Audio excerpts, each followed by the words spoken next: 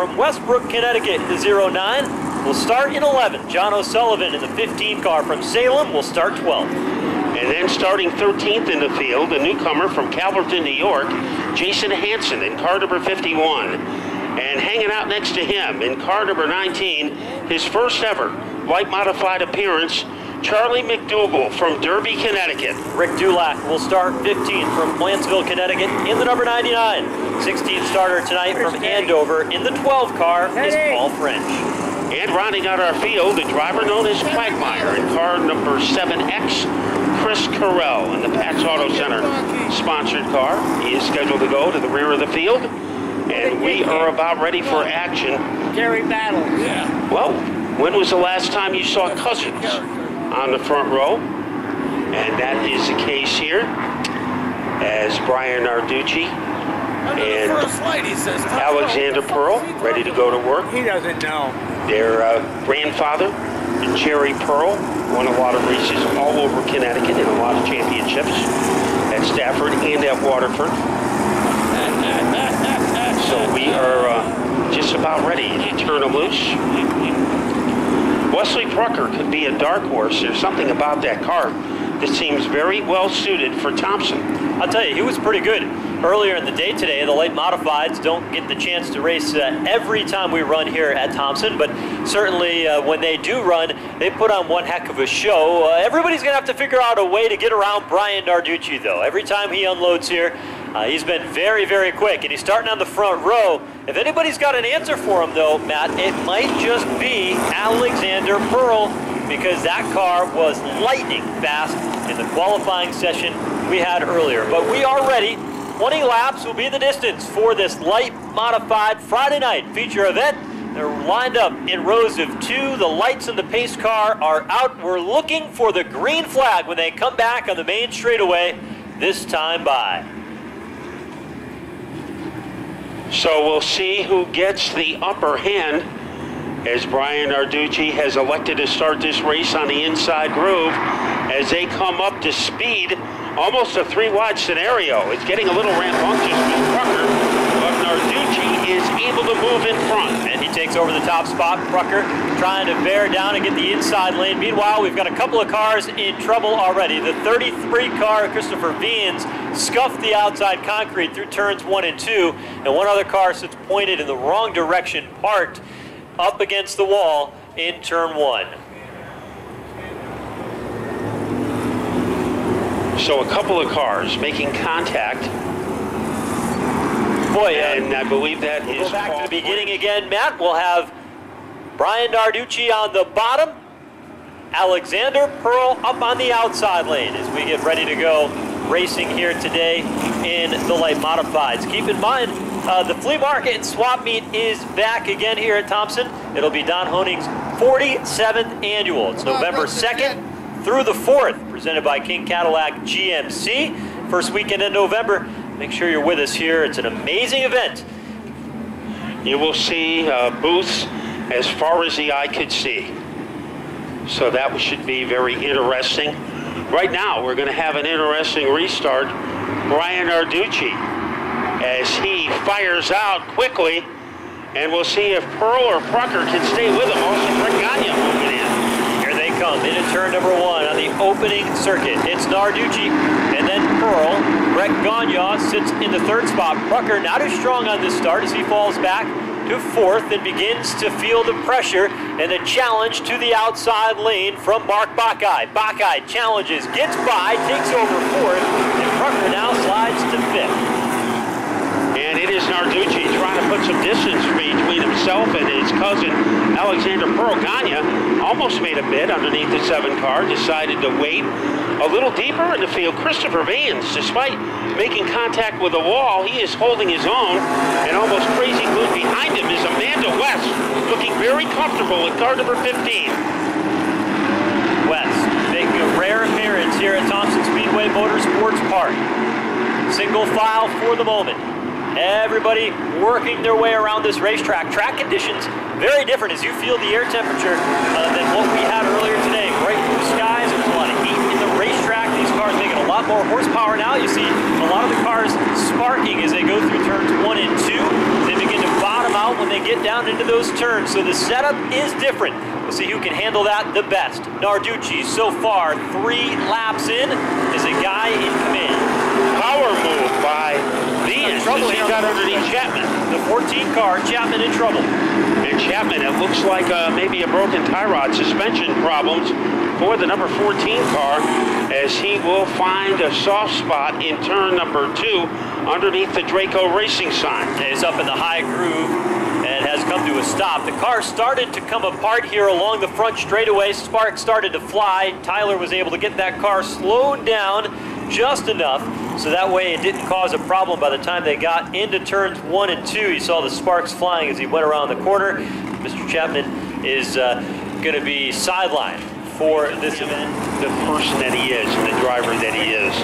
So I thought that was pretty good for Ryan Preece, who remembered the people who got him to the big time. Yeah, he certainly has.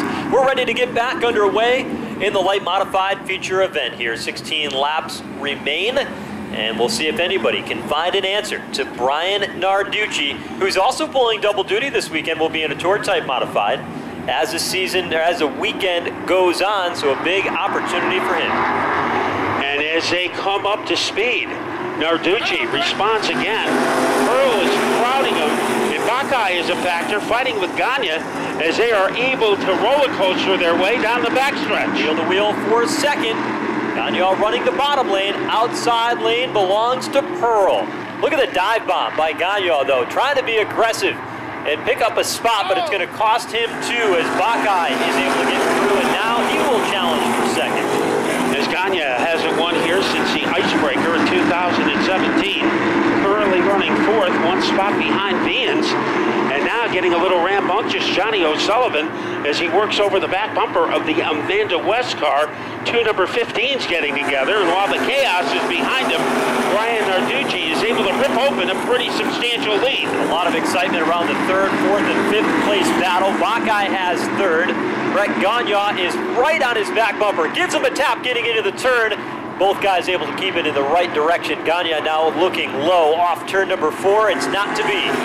Boy, it looked like Ringo Starr beating a drum, beating the back bumper of the Buckeye car, and he might have lost a little momentum.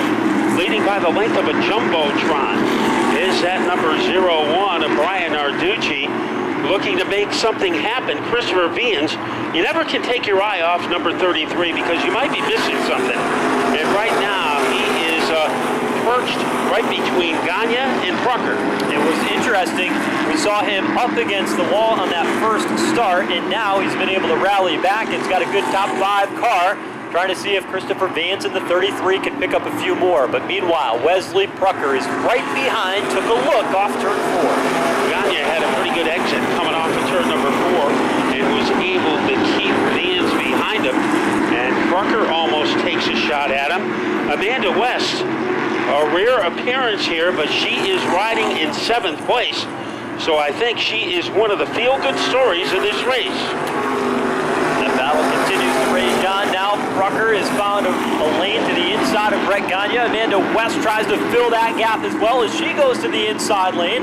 Gagne running the high groove on the back straightaway.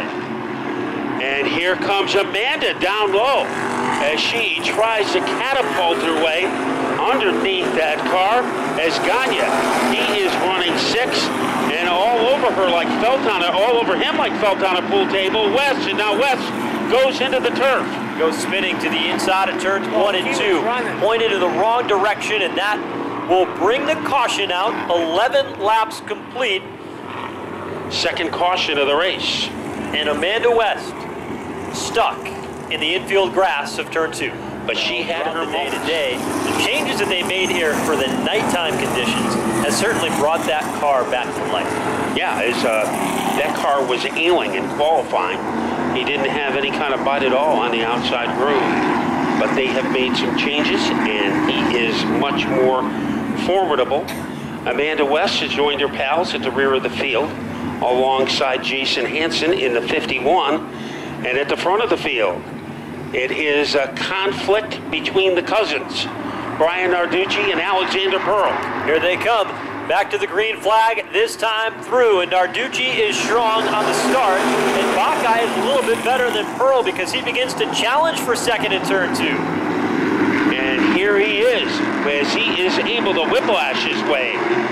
So Vians has moved up into the top 3. That driver refuses to quit.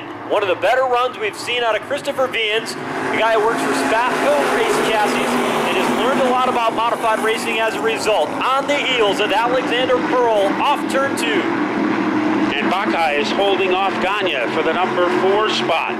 Pearl, he is about to get his back bumper pestered by that number 33 of Vians.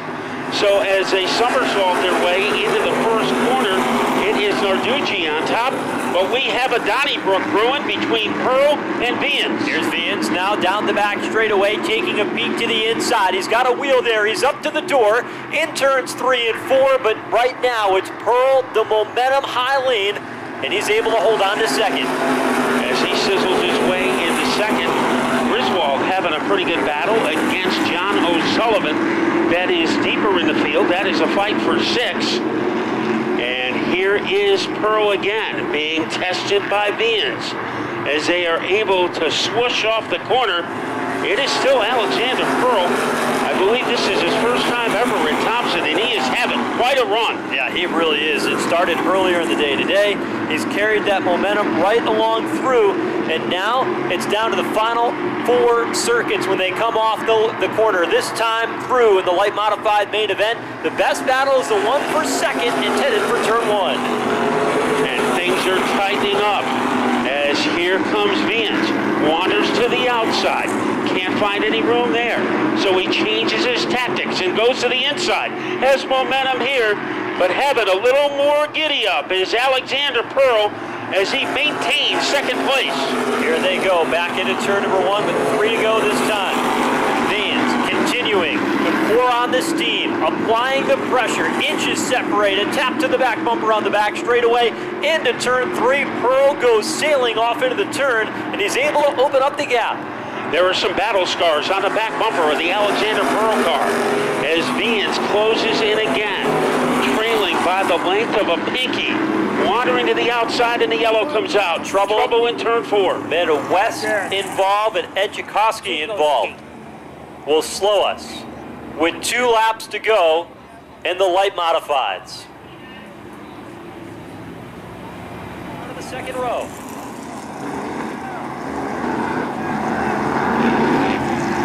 And now, ladies and gentlemen, let's get ready for the 3 most exciting words in motorsports. Green, white, checker, to determine the winner of our 20-lap light modified feature. Who's it going to be? Light modified action under the lights. Friday night Sunoco World Series. Pace car is in. Narducci bottom. Pearl outside, and Narducci gets to it quick, and he clears. Pearl as they come across the line and into turn 1. And here is Pearl getting a visit from Vians. 3 wide. On the inside is Gagne. In the middle is Vians. To the outside is Pearl. And Pearl able to latch on to second place. Into turn they go. The advantage continues to be in Narducci at the white flag. They're 3 wide behind them, and Vians lost a couple of spots. Now there's sparks flying. Griswold goes sliding sideways through turn 1. He's in the grass, but the race leader is Narducci on the backstretch. Buckeye has moved into 3rd. Here comes Narducci. Checkered flag is out. Narducci thunders his way across the line with a victory. Alexander Pearl in 2nd. What a comeback by Mark Buckeye to finish in 3rd. In 4th is Chris Vians. Brett Gagne in 5th. Wesley Prucker in 6th. John O'Sullivan in 7th.